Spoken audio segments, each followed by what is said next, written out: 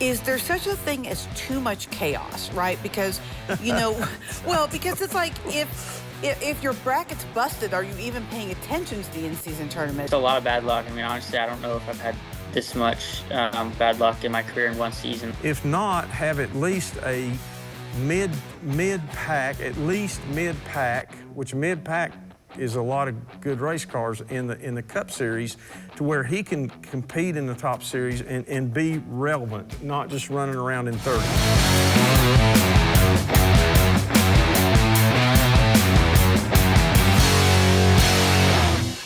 Welcome on to the Backstretch on News 5's Heather Williams. I hope you are having a great 4th of July weekend celebrating America. It's been an interesting week for NASCAR for sure. Started, I guess, really on Saturday night under the lights in Atlanta. If you had a filled out an in-season tournament bracket like I did, I'm sure it's in the garbage by now. Big wreck, took out pretty much everyone. Those that weren't collected were collected at some point. I think they showed a graphic during the race that there were like only 4 cars or 5 cars that weren't involved in any incident.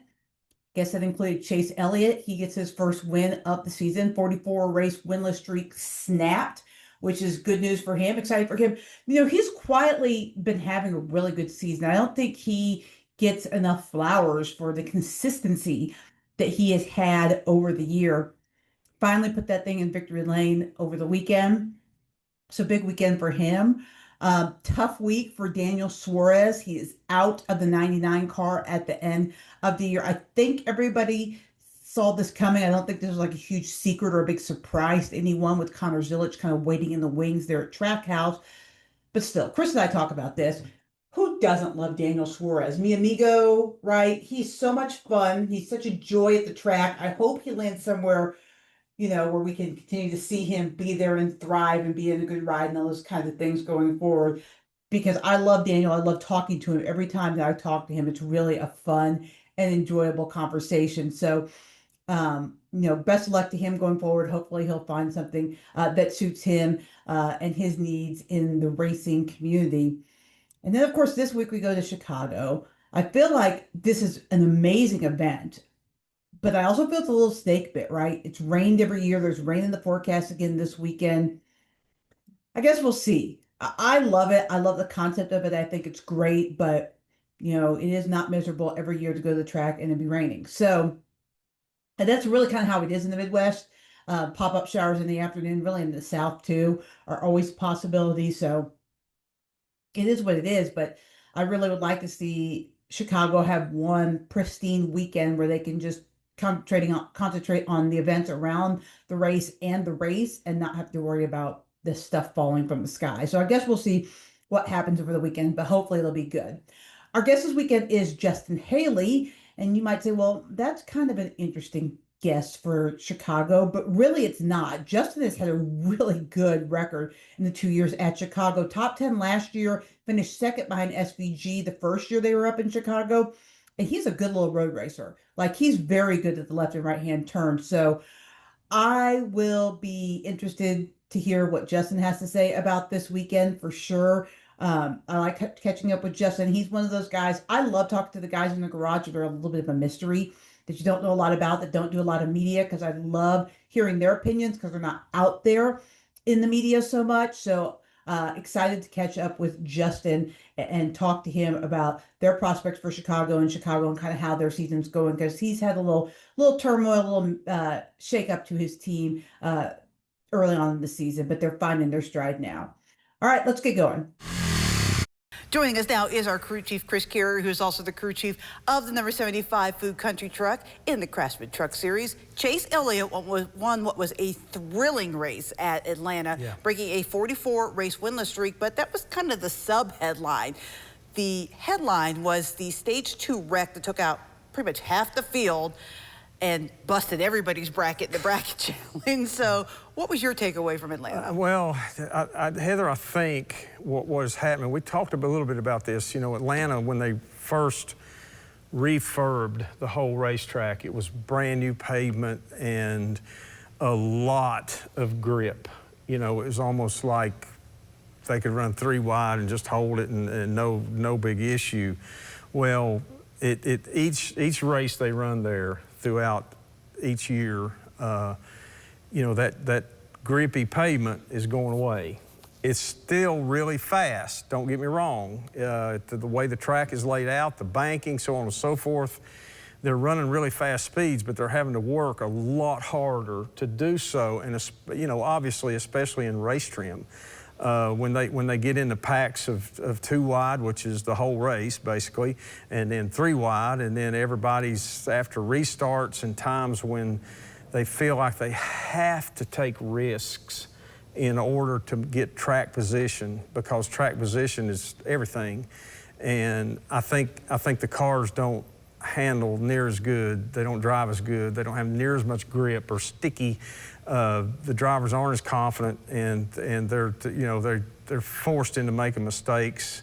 They overdrive a little bit, and you know, look, whatever they bring to the racetrack, the rules of practice, there is no practice. There's technical inspection, put it out on the line, go out and qualify. You get 1 lap in qualifying trim. That don't tell you nothing. And even if it did, you can't do anything about it. So what they leave the shop from is what they start the race, basically. And you know, they really have a hard time knowing how much grip the racetrack is going to have. But I think going forward, I think you're going to see changes in how they're going to bring these cars with a lot more downforce if they can. They're going to do everything they can to get grip and to get downforce, to get drivability, and maybe sacrifice raw speed, because if they don't, I think they're going to have a lot more of these things that we have a picture right behind us. Let me ask you this question. When it comes to the in-season tournament, only 1 driver is left that's won a race. That was Chase. He had to advance as the winner. Right. Is there such a thing as too much chaos, right? Because, you know, well, because it's like if your bracket's busted, are you even paying attention to the in-season tournament at this point? Well, I guess that's, again, like I said last week, I'm just kind of like, I'm going to stand back and watch and just kind of listen and see how this thing goes. I'm not trying to pick anything or whatever. I'm not going to get in the middle of that. Well, I did try to pick, and my bracket was busted because I picked Christopher Bell to win the whole thing. Well, you know, again, things like this happening back here, this picture, this behind us here, is going to, you know, it changed the playoff picture, you know, a good bit for some, you know, put people in more precarious positions, and some people, obviously, for Chase Elliott, man, it was like a chocolate cake with all the ice cream and everything else, cookies and everything else for him. Maybe that's what they had at the Dawsonville party. Maybe not. But anyway. Late night in Dawsonville. Late night in Dawsonville. I'm sure there was a lot of hoorah there. You know, it's a weight lifted off his shoulders. Yeah. And, you know, he's you know, I guess he's leading the bracket deal too. So I don't know. The best thing I got out of it, was Ty Dillon's. Yes. Know, I mean, it's so cool. Denny Hamlin, and Denny loved it. Oh, he you know, he went along. He knows. I mean, Denny's like, hey, that's great. I mean, it gives his fans. Well, and the thing is that, I mean, come as on. I predicted last week, it's one of the few things I got right with this bracket challenge. Ty was actually beating Denny on the track all night before this wreck. Yep. He had a better car. At this point, he's better on those super speedways than the 11 car. Yeah. And so all Denny can do is take it in stride. Well, sure, and why wouldn't he? I mean, come on. He's used that little quip about, hey, I beat your favorite driver, all of them. And you know, let's face it, that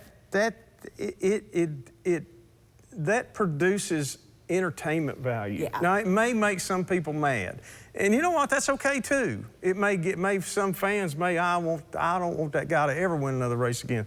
I want my driver to win every race and make sure he beats him. But you know, a lot are just laughing about it, and you know, it kind of proves that after Denny's miserable night and Ty Dillon, you know, kind of turns it back on him, he's like, man, that's really cool. And, you know, you have to give Ty credit. That's pretty smart. Oh, yeah. I mean, that's pretty savvy. Somebody said on Denny's podcast, he did have like 150 laps to think about it because Denny went out pretty early in the race. True. But, I mean, I think it's great, and I think Denny understands, and I think, you know, a lot of people understand that this is Ty Dillon's opportunity, right? Well, He's sure. probably not going to make the playoffs, right? He's probably not going to win a race. I mean, I guess he could mess around and win Daytona. So, you know, but more than likely he's not going to. But a good run in this tournament gives him some visibility and gives him something, you know, some sense of accomplishment on the season, and gives colleagues something that they can hang their head on for the season and their development and their pushing forward. I thought it was great.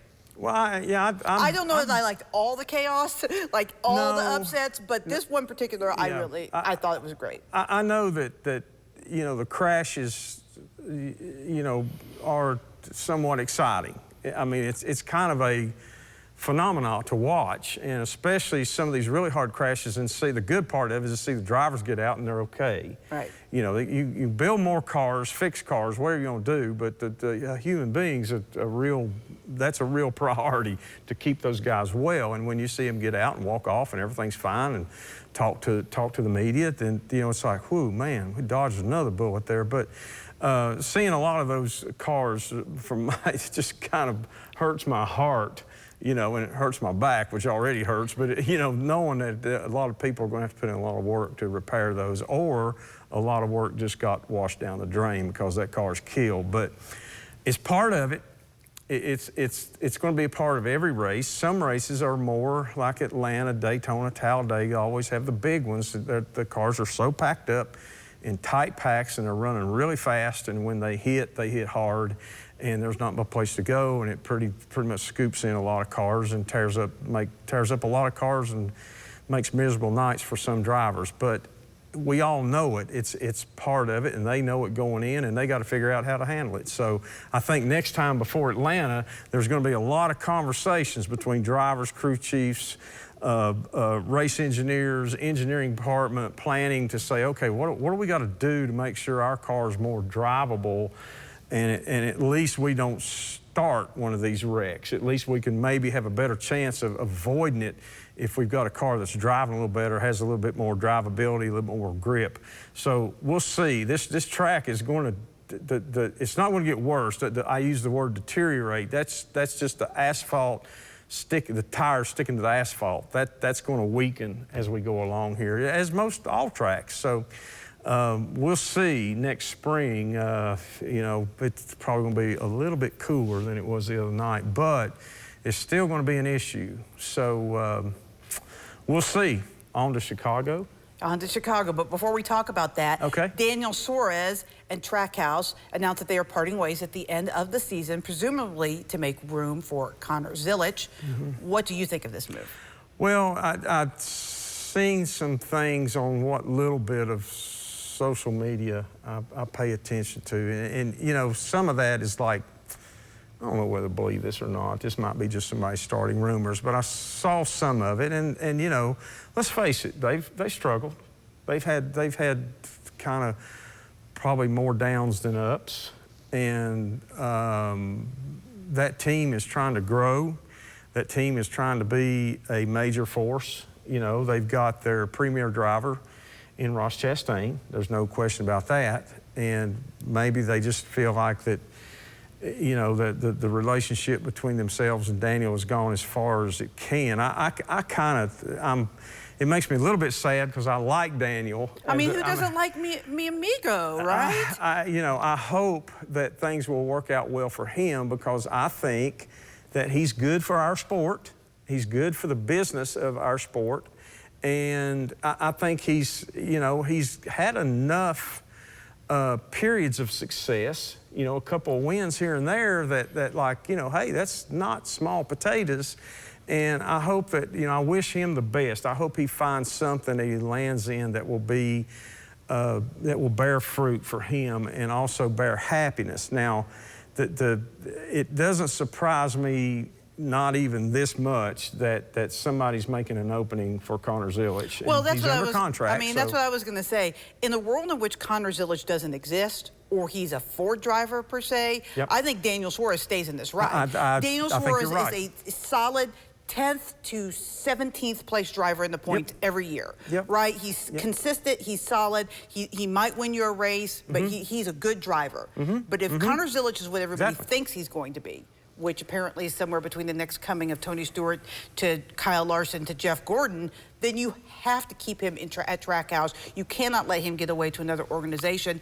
No. And when you look at the roster of Trackhouse, I mean, you have Ross, who's your A driver. You have SVG, who you just signed, who's a little bit of a project. You don't want to abandon that after 1 year.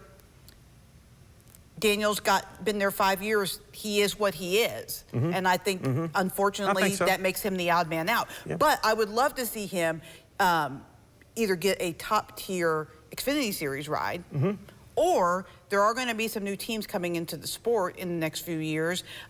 Specifically, one of the former co-owners of Spire has bought in a couple of charters and wants to start his own team. I would love to see Daniel stay in the Cup Series if possible, but only for a decent ride. Like, I don't want to see him go back. He's been the year Gaunt brothers. I don't want to see that. No. I'd rather see him be the next Justin Allgaier. I think that Daniel deserves a solid place somewhere, like you're saying, maybe a really good, competitive, every week ability to win situation in the Xfinity Series.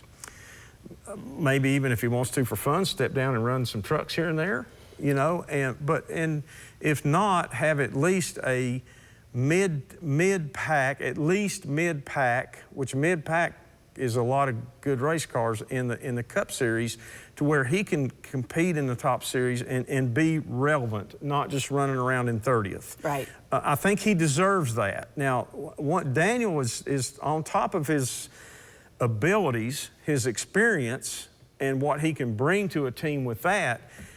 He's really popular. He is a very lot of popular. people really like him, and of course his heritage and where he's from makes him let's face it, it makes him a little bit more valuable commodity, and I think it's pretty obvious he can help bring sponsorship along. So I'm telling you, I don't think his career is like down the tubes. Yeah. I don't. I think he's got way much more to offer in the right position. And I'm like you. If Connor Zilic didn't exist, or if he was a Ford contract driver or Toyota or whatever, we wouldn't be talking about this. But he's got to go somewhere, and he's a guy that he's a kid, and you're saying he might be too young. I think maybe so, but it's not going to hold him back. They are going to sign him. They're going to put him in a Cup car, because that's where he's going to end up. He's going to be a Sunday driver, and I'm going to say it now, he's going to be a winning Sunday driver. He's far more mature than Kyle Busch at this standpoint, stage, or even Joey Logano at this stage. Any of them, really. Yeah, at 18, 18, he's far more mature. I just hate it for Daniel, because this is like the third time in his career that this has happened to him. Yeah. It happened to him at Gibbs, it happened to him at Haas, and now it's happening again at Trackhouse. But I do think he will end up in the sport still. So I do too. I mean, I don't think I could take a weekend at the track without Daniel. Yeah, he's a lot of fun. You know, he reminds, like, to me, a person. He reminds me, and he gives them. It's refreshing that when I see him every week, when they talk to him and everything, even though maybe he's not having the best time, he's always upbeat, and I think he's very appreciative of what's going on. He knows that I'm in the top series in the world of stock car racing. I mean, this is the elite.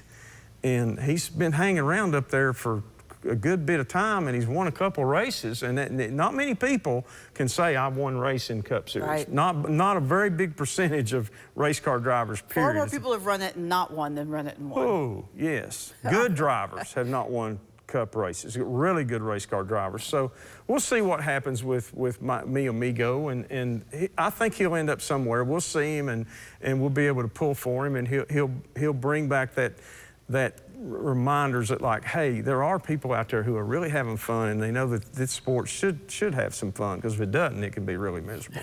For sure. Yeah. All right, now let's talk about Chicago. Street racing. We're going street racing, maybe for the last time in Chicago.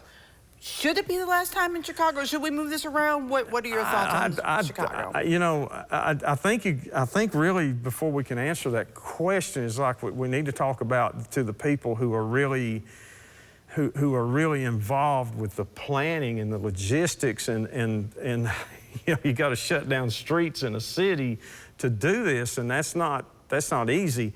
I personally think the Chicago race, the Chicago street race is a pretty dadgum good street race, comparatively. I think you have to quantify yourself to judge, okay, do you really like street racing, or you think it doesn't need to be on the NASCAR schedule? Well, I think it's going to be on the NASCAR schedule. Yeah. I don't think that's Well, there's really... already rumors swirling around about San Diego and Philadelphia, so. San Diego, I'd say for the teams and the hauler drivers, you know, San Diego, I think is a beautiful area.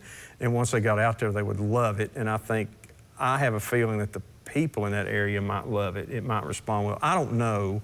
Well, you know, NASCAR really, really wants to be in Southern California. Well, they do. And they don't have a track there anymore. No, they don't. And I just kind of feel it for the guys who have to do the traveling. But that's what we do.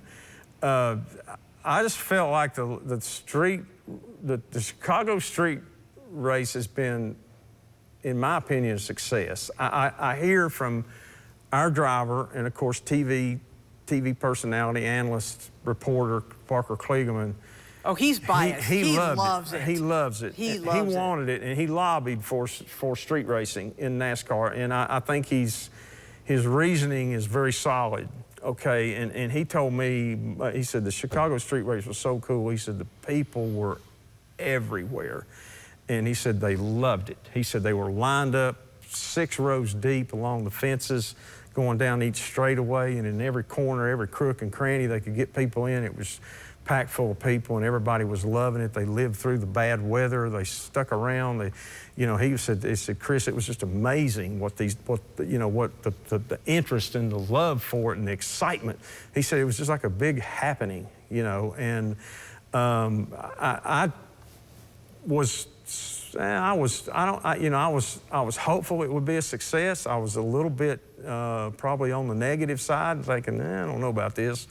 But then once I saw what was going on and I heard from him and everything like that, it was like, hey, this thing was a pretty big hit. And a lot of people did. I will say this, I don't know how many people were involved. There was a lot. I don't know who to say, who to call out or whatever. But I think that the planners and the organization and the setup of the track and everything, I think they did an amazing job. I will say this, if they don't go back to Chicago specifically, it'll be one of the great regrets of tracks that I didn't get to see in NASCAR. Yeah, me too, because it looks amazing on television. Oh, I got the chance to go down there and visit the setup and see the city and kind of see where the course was, and you could tell the vibe was going to be amazing even then. That's what Parker said. He said it was like an electricity, kind of like you feel when you're at the Indy 500. That electricity, or when you feel when you're at an iconic football game like Lambeau Field. Oh, you did have to go there. but you know, what I'm looking for this time is Chicago is like, I'm thinking that Shane Van Gisbergen is going to be on a mission to get the checkered flag, because he didn't last year. Alex Bowman stole away. Did a great job winning a race that he basically kind of had to win. And I think Van Gisbergen is going to be on a mission. So I'm kind of going to be curious just to see how close everything will be, how competitive. I don't think it's going to be a runaway for him. I don't think it's going to be an easy task. You give these other drivers, the Kyle Larsons and everybody down through the field, the Denny Hamlins, the Joey Logano's, the Brad Keselowski's, some of the others that I'm leaving out, but Christopher Bell's, you give them a race at a racetrack, okay, and they're going to study on it and think about it and plan for it for the next one, and they're going to be way more prepared than they were when they came for the first time, when they didn't know anything about it. So I think it's going to be an exciting event. I think it's going to be an interesting event. And I never thought I would be like, I can't wait for a street race to come on TV. I didn't think I would get there, but here I am. I guess I will kind of start with this. I know been kind of a crazy season for you. But I feel like you have been running much better the last couple of weeks. Pretty good run at Pocono, and you were in the top 10 for 90% of the race, 98% of the race at Atlanta. How do you evaluate the way your season's gone of late? Um, yeah, I think recently it's been okay. I think we've just trying to been trying to find some consistency. There's obviously been a lot of change on the 7 car, so just trying to get a good package that we like. I know, honestly, I feel like for the past 2 months, we've been pretty decent on speed. I feel like we've been qualifying well and racing well. We've honestly just been getting wrecked like every week for a while. So that's been tough. But yeah, I think our speed's been there. Just a lot of bad luck. You talked about there being quite a bit of change, and obviously a lot of it, the focus was on the crew chief change, which is a big deal. But you also had a crew change and just a lot of things as a driver. How hard is it to find consistency when things are just always changing around you? It's definitely tough. I think the bright side of it is that I've had the same race engineer who I believe in a lot, and he's quite smart. So I pretty much been working with him anyway since the start on race setups and stuff like that. So I think Sparks has done a good job calling the races and being on the radio and things like that. But yeah, I mean, it's just we're just trying to find a good rhythm, put together a good team. I feel like we're there, if not close to there. So um, yeah, it's just been a little bit different, but all for the better for sure.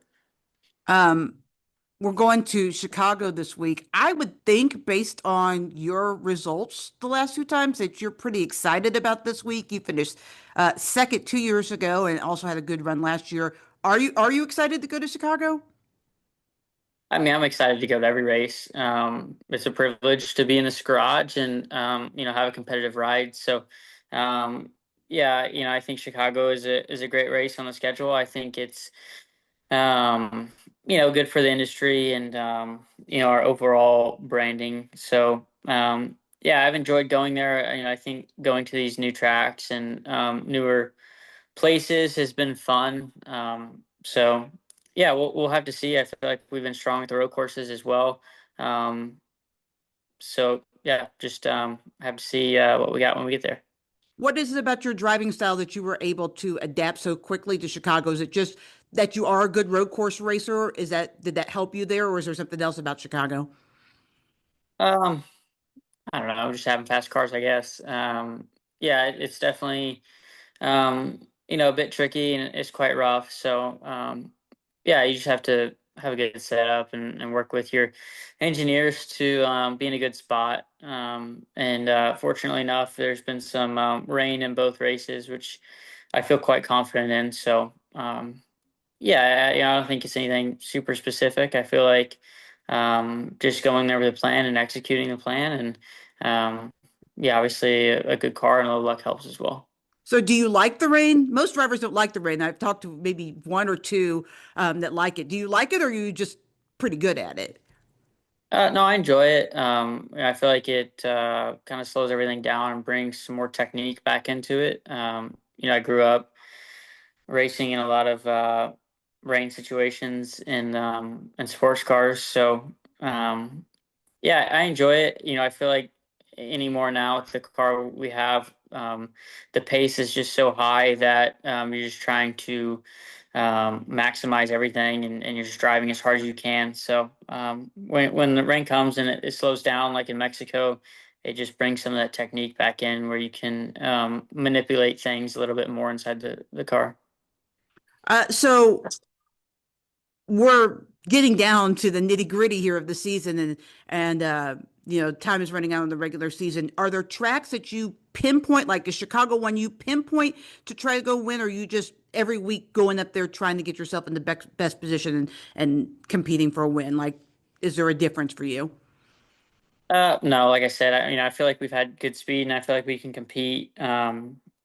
any week. Yeah, unfortunately, our points position just doesn't show the speed we've had all year. So, um, yeah, just a lot of bad luck. I mean, honestly, I don't know if I've had this much bad luck in my career in one season. So, yeah, we're just trying to focus forward on each week and continue improving, our program. I think overall, Spire's taken a big leap in performance, and yeah, I'm not really too focused uh, on circling a racetrack. I feel like I just try to prepare as hard as I can that week, and then as soon as Sunday night comes, I forget about it and I'll worry about it next year. So, yeah, just focused on the task at hand and week to week.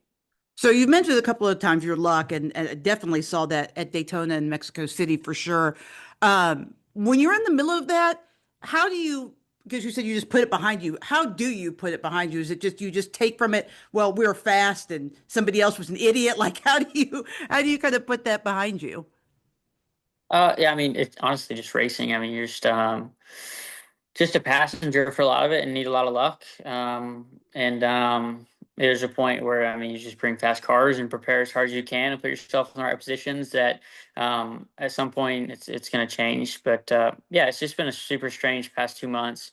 A lot of incidents that, we just have gotten collected in. So, um, yeah, I mean, running up front, you're going to be closer to the incidents. I'd rather, be wrecking running up front than running 35th all day and finishing up front. So yeah, it's just been a strange year, and been a strange, honestly, 2 years for me. So yeah, I'm in fast race cars, and it's really all you care about as a race car driver. For my final thought tonight, let's talk about street course racing. I know a lot of people hate it, but honestly, racing on the streets is where NASCAR began, right? They began as bootleggers running around the mountains in the North Carolina mountains, and then they went down to Daytona. They ran half on the beach and half on A1A. I mean, that's really where racing was born, long before they started, the enclosed racing on the tracks and the circles. I enjoy it. I really, if they don't go back to Chicago again, not getting up to that race will probably be one of my biggest regrets. And I think I said this with Chris. One of my biggest regrets in my career is not getting to see that race in person. I've seen the course. I've obviously watched on TV. It looks absolutely amazing. And I think it's good for the sport. The more people that can see how cool these cars are in person, the more opportunity there is for growth in the sport. And I know going to the traditional places is important to the fans, those of us that are already here, the existing fans. And I think NASCAR's done a really good job of reincorporating some of these old tracks, right? North Wilkesboro's back, Rockingham's back, Bowman Gray, which hasn't been in the sport for years, is now back. I, and I've tried to get Nashville's Fairgrounds back, and Nashville's not really playing nice, but I really think, though, we have to keep pressing forward. We have to go in front of new fans and new places in order to survive. Like in this day and age, you have to go to the fans where the fans are with Netflix and Hulu and all these options right on your couch. You don't have to go to the movie theater. You don't have to go to a racetrack or to a baseball game. Like everything is right on your phone. So you have to go to where they are in order to make it appealing. People, I mean, sure, people take list trips. Like everybody's gonna, if you're a hardcore fan, you're gonna want to go to Daytona 500, to the Bristol Night Race, to the Coke 600, maybe to the Brickyard, and to those kind of places, Darlington, the Southern 500. But other than that, you kind of have to go to where the people are. So I love the idea of the Chicago street race. I don't necessarily want to see it go. I understand why it might, but I do think we need to keep road course racing. Just one race. We don't need two or three. We don't need five. We don't need to go overboard like we have with, regular road courses. But I do think the street course racing is good for the sport, and I think it's an exciting twist on NASCAR. Thanks for joining me on the Backstretch. We'll see you next week.